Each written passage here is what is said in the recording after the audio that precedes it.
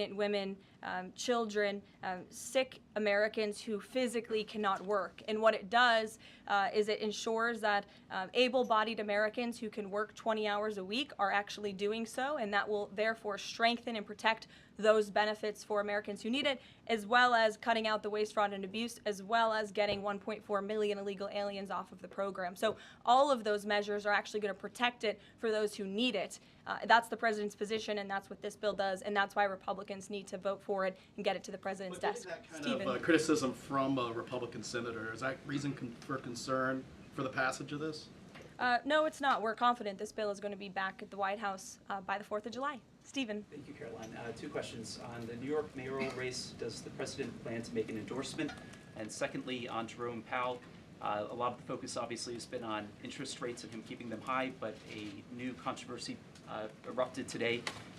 My colleague first reported that he's facing Chairman Jerome Powell is facing accusations of lying to Congress, which is a potential crime, about luxurious details of the Fed's $2.5 billion renovation project. Senator Loomis has called attention to this. Some experts want him to be investigated. Does the White House want these allegations investigated and, if found substantiated, punished? I'll have to take a look at those allegations, and I will raise them to the president's attention and let him speak on them himself.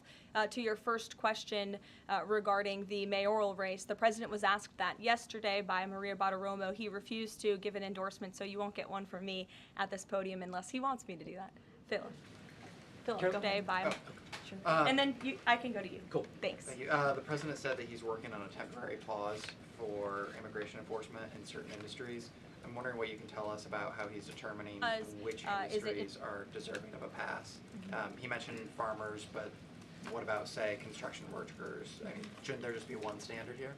I don't have any more details to read out for you, but what I can tell you is that the White House is working closely every day with the Department of Agriculture as well as the Department of Homeland Security when it comes to workforce enforcement, worksite enforcement, and the president's focus and the focus of this administration is, of course, to remove public safety threats from the streets and to deport as many of the illegal criminals, especially the violent criminals that we know are still here because of the previous administration. So that's the main priority and the goal. And then the president has already made cuts to the office of the Director of National Intelligence, but now Senator Tom Cotton has put forward a bill that would cut the office by another 60%. What's the president's reaction to that legislation, and is this something that he would support, those additional cuts? I don't know if the president's even aware of that legislation, but I will get you a response if he is aware and if he wants to respond to it. Go ahead. Thanks, Caroline. You mentioned the dangerous wildlife at the alligator Alcatraz. Is that a design feature? Why is the president going with this mega bill in such a precarious position in the Senate? And then also, can you talk about the CBO estimate that it would add about 11 million uninsured? Well, look, when you have illegal murderers and rapists and heinous criminals in a detention facility surrounded by alligators, yes, I do think that's a deterrent for them to try to escape. We do know that some of these illegal criminals have escaped from other detention facilities, like one in New Jersey, which I know was recently reported on. So, of course, we want to keep the American people safe, and we want to remove these public safety threats from our streets, and we want to effectively detain them as best as we can. As for why the president is going, I think his trip to this detention facility actually underscores the need to pass the One Big Beautiful Bill, because we need more detention facilities across the country. The last administration let in nearly 20 million illegal people from all over the world, and this administration is focused on arresting and detaining them. But in comparison to that 20 million illegal criminal population in our country, we only have 7,000 ICE agents in the interior who are doing this very important work. And so we obviously need more personnel, we need more resources, and that's why we need to pass the One Big Beautiful Bill. On the CBO's... Go ahead. Yes, in the pink. Oh, thank you. Thank you. Welcome. Can you please share some details of China trade deal? Has the U.S. agreed to ease some export, technology export restrictions? Sure. Well, the final language that was agreed upon in both Geneva and in London was signed just past week. We can get you that final text of the agreement. Go ahead. Thank you, Caroline. Eamon, and then behind you. Okay, thanks, Caroline. So on Jay Powell, has the president got a short list of who he wants to see as Jay Powell's successor, and is he going to name a successor as early as this summer? I won't get ahead of the president on any announcements on that. Does he like Scott Bessent for the job? Again, I won't get ahead of the president. And on TikTok, if you could, real quick, he said Sure. yesterday he's got a buyer, but the question there is, does he have a seller? And do you have any indication from the Chinese government that they've authorized a sale of TikTok to the U.S. or to U.S. buyers? What I can tell you is that these discussions with China regarding the sale of TikTok have been ongoing at the highest level, and they will continue. As you know, we have another 90-day extension, and it's just to continue to work out this deal and make sure that TikTok stays on for the American people. That's the president's main goal in this, while protecting their privacy and their security. Behind you. Go ahead. Thank you, Caroline. The president has been calling for a deal in Gaza for 2 days and many posts. Who is blocking the deal? And one other thing, when he posted on Netanyahu's trial, also he said it interferes with the negotiations on Iran and on Gaza. What did he mean by that? I'm sorry, to your second question? The second question, when he posted about the Israeli Prime Minister trial, he Yes. said it interferes with the negotiations on Gaza and on Iran. What did he mean by that? It interferes because it physically and logistically was interfering. The prime minister was slated to go to court last week when he's in the middle of negotiating a peace deal and bringing hostages out of a war-torn region. And so the president was simply, I think, emphasizing his empathy that he has for Bibi Netanyahu and seeing him go what he's going through with his own judicial system in the state of Israel. Clearly, the president knows that very well. He, too, was a victim of a judicial system that was trying to put him in jail, as you all know. You all covered it. But President Trump prevailed. That's why he's back in the Oval Office, and he believes that Bibi Netanyahu is a great leader for the people of Israel. The president just worked with him closely to end that 12-day war and to obliterate Iran's nuclear facility, to take out that imminent threat, not just to the state of Israel, but also to the United States of America and the rest of the world. And he believes that Prime Minister Netanyahu should be praised for that. Go ahead. Thanks, Caroline. On the mega bill and the amendment that would limit Medicaid expansion under the Affordable Care Act, does the president want that amendment to pass? The president wants this bill to pass. Meredith. Hey, thanks, Caroline. On trade, we have this looming July 9th deadline coming up. We heard the Treasury Secretary say that he expects to wrap up these trade deals by Labor Day, but when President Trump was asked yesterday about any extensions by July 9th, he said, I think that would be necessary. So is the president ruling out any extensions on trade for any nations, even if they're negotiating in good faith? Well, you heard from him directly. He said he did not think that it would be necessary. He is going to set the rates for many of these countries if they don't come to the table to negotiate in good faith. And he is meeting with his trade team this week to do that. Mary. Thanks, Caroline. I just watched a CNN segment on a new app called Ice Block, and it kind of appeared to be promoting this app where you can tell people where ICE agents are. Given the recent rise, An app that tells people where ICE agents are? Yes. And given the rise, I believe 500% increase in assaults on ICE agents, I wanted to see if you could comment on that and why CNN would be promoting such an app.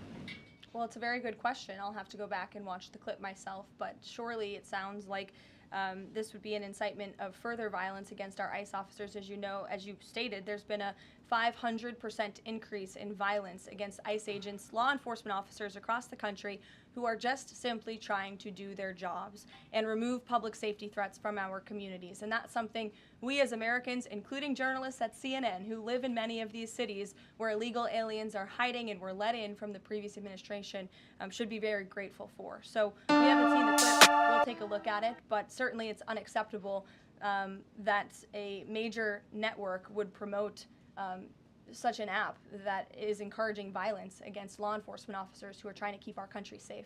Caroline, Shelby. I just wanted to get a clarification on the Senator Rick Scott's amendment. It sounds like the president is agnostic about whether it's attached. Is that accurate? Look, I'm not going to get into the details of the discussions that are ongoing right now, but the president wants these senators to come to a conclusion, to get this bill back to the White House as soon as possible and make sure that it's a piece of legislation that can make its way back through the House as well. So obviously there's some ping-ponging between both sides of Capitol Hill right now, but that's why Senator Thune and Speaker Johnson are working with the president in lockstep every step of the way. In the back, News Nation, go ahead. Thanks, Caroline. The president did and announce. then in front of you, oh, yes. In front of. The Sure, president I'll take did, both of you. The president did announce last week that the trade deal with India is close, and this could happen anytime soon. Are there any roadblocks as of now? Are there any updates on that? And how does the president see this about China's role or its influence in the Indo-Pacific region? Sure, yes. The president said that last week, and it remains true. I actually just spoke to our Secretary of Commerce about it. He was in the Oval Office with the president. They are finalizing these agreements, and you'll hear from the president and his team, his trade team, very soon when it comes to India. And on China? How do we counter China on that front? Yes, I mean, look, India remains a very strategic ally in the Asia Pacific, and the president has a very good relationship with Prime Minister Modi, as you know, and he will continue to have that. Go ahead. Thank you, Caroline. On the reconciliation bill, Senator Tillis from the floor yesterday seemed to suggest President Trump was getting bad counsel on the effects of the bill. Is President Trump aware of the analyses, and there are several of these, that suggest if rural hospitals potentially close, if there are Medicaid patients in the millions that become ineligible for that? Yes, and that claim is just simply untrue. Rural hospitals comprise 7% of all hospital spending on Medicaid, and that illustrates that they have not benefited from the massive increase of waste, fraud, and abuse under the Biden administration. So this bill strengthens Medicaid. It will protect those benefits that hardworking Americans need, and that's why the president wants this bill to pass. The senator was wrong. The president put out a Truth Social post addressing it, and then the senator announced he's no longer running for office anymore. So I think that case has been closed, and the White House is continuing to focus on getting this legislation to the president's desk for his signature. Go ahead. Yes, you. Yeah, thank you so much. Well, you and then you. There's confusion here. A question on Syria. Go ahead. Has the Syrian government get back to you that they are ready to join the Abraham Accord?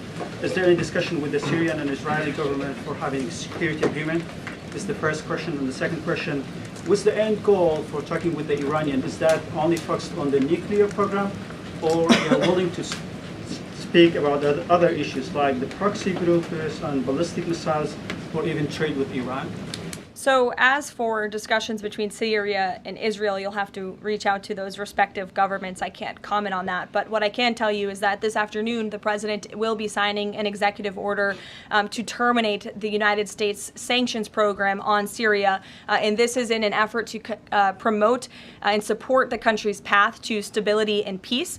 The order will remove sanctions on Syria while maintaining sanctions on the former President Assad, his associates, human rights abusers, drug traffickers, persons linked to chemical weapons activities, ISIS and their affiliates, and Iranian proxies. And this is, again, an action that the president promised and shocked the world with in Saudi Arabia, because he's committed to supporting a Syria that is stable, unified, and at peace with itself and its neighbors. The president met with Syria's new president when we were in the Middle East, as you know, and so this is another promise made and promise kept by this president to promote peace and stability in the region.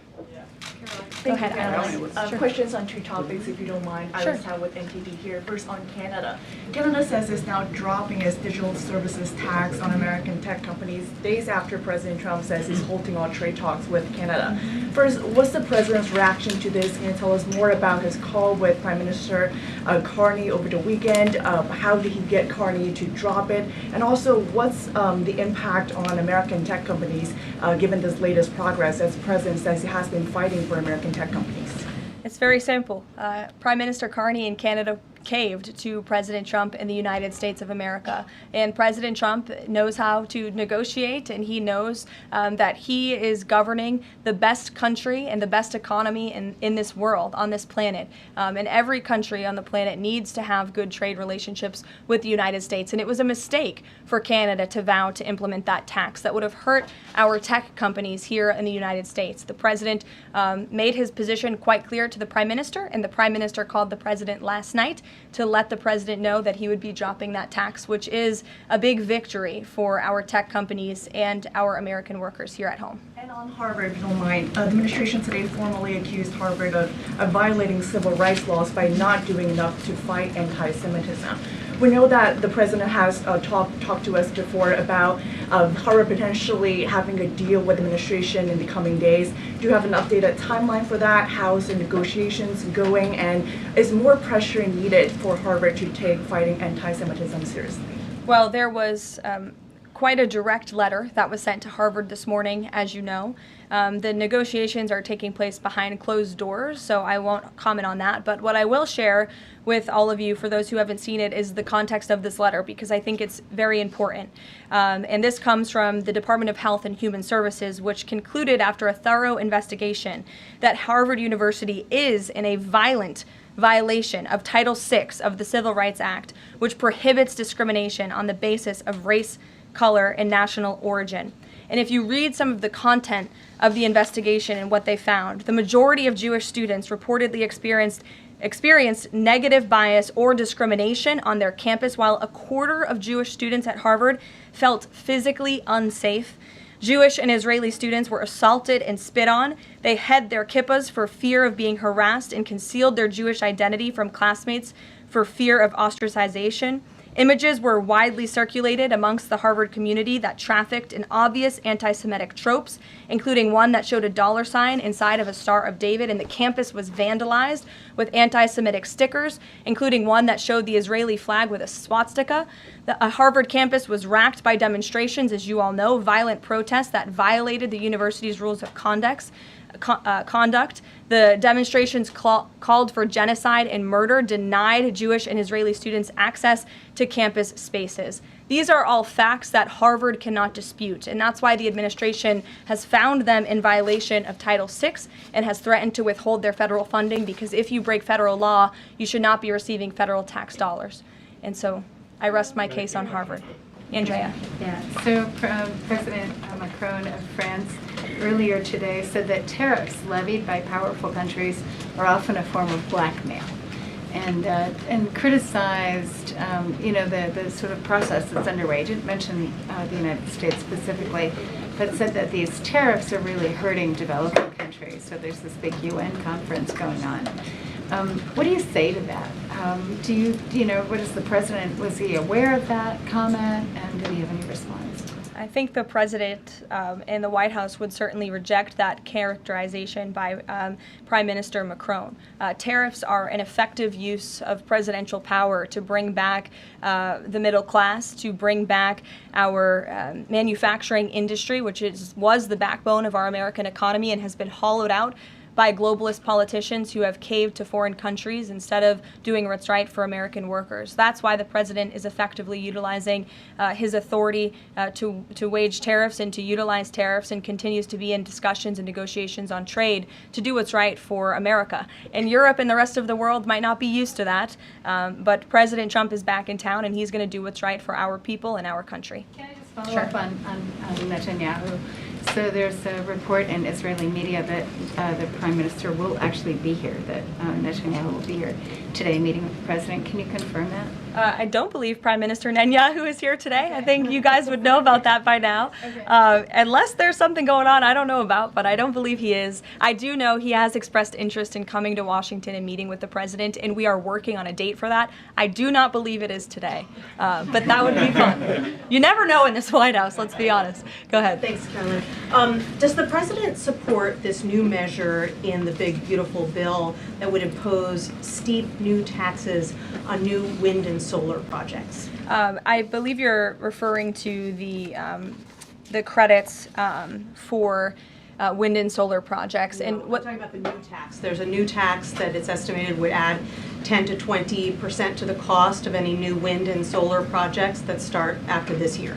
Again, I don't want to comment on the specifics of provisions, but I'm sure the President will speak on that directly. Again, this is an ongoing process. The President continues to be very much engaged with the leadership in both the Senate and the House to get this bill back to his desk. Did the President ask for that provision? Because the National Building Trades Union is saying that it's the equivalent of terminating more than 1,000 Keystone XL pipeline projects. Is that something that would concern him? Well, the President spoke on this yesterday in his interview, and he said he understands that legislators want to protect jobs in their communities and in their districts. And so he understands why some of them are against this provision, but he also understands why people want the provision. So again, this is an ongoing deliberation and discussion, and the President is engaged in this very much. Go ahead. Thanks, Caroline. We've been hearing from White House officials for weeks that you're close on trade deals with a number of countries. Can we get any update on which countries will have deals by the 9th and when there may be any announcements? I'll let the president and the trade team speak on it. Can you respond to the CBO estimate that the Senate bill would increase the deficit by nearly 3.3 trillion? This is one of the most fiscally conservative pieces of legislation that has ever made its way through Capitol Hill. There's $2 trillion in mandatory savings in this bill, and not only that, the projected growth that this bill will bring to our economy. It will be an economic boom. The Council of Economic Advisors has an analysis that shows that the bill will generate $4.1 trillion in economic growth, and it will cut taxes, putting more money back into the American people's pockets. That's why this president wants this bill to pass, and I know he's busy working the phones and doing what he needs to do today to make it happen. So we'll see you all later. Thank you. We'll see you in Florida tomorrow. Thank you.